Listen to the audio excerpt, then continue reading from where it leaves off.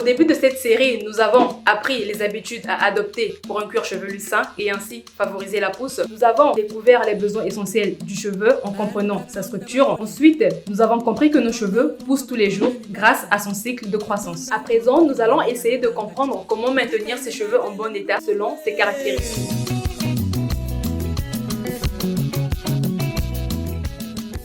La maintenance des cheveux commence par l'entretien du cuir chevelu, puis des longueurs. Entretenir ses cheveux, c'est choisir le bon produit et adapter les soins à son type de cheveux. Nous avons tous des cheveux avec des caractéristiques différentes, différentes textures, différentes épaisseurs, différents volumes et différents types de goût. Ces caractéristiques influencent le comportement du cheveu. Voilà pourquoi il est important de connaître son type de cheveux et ses implications. Il existe plusieurs classifications de types de cheveux. La plus célèbre est celle du coiffeur André Walker.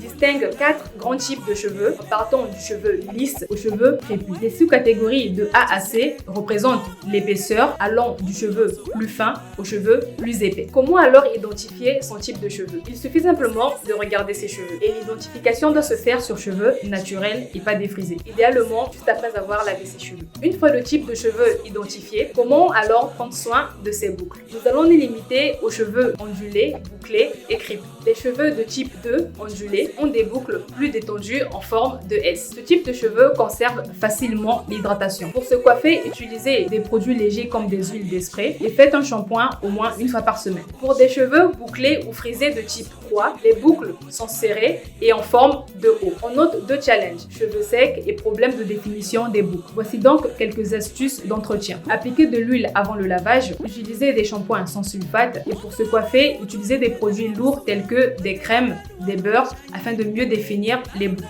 Les cheveux de type 4, donc crépus, ont des boucles très serrées et peu définies, comme les miens. Ils sont moins brillants, plus secs, plus fragiles, s'en mêlent et forment des nœuds facilement comparés à d'autres types de cheveux. Voici donc quelques recommandations pour adoucir ses cheveux. Toujours appliquer une huile avant le lavage, utilisez un shampoing sans sulfate, faites un masque hydratant après un shampoing. Commencez par le démêlage au doigt, suivi du peigne, taillez les pointes pour éviter la formation des nœuds, manipulez les cheveux par section, gardez les cheveux étirés et utilisez des produits lourds pour le coiffage tels que des crèmes ou des beurres. Cette méthode de classification sert uniquement de repère, une base qui peut ensuite nous aider à personnaliser notre routine capillaire, car certains types de cheveux sont plus secs que d'autres et donc nécessitent plus d'attention.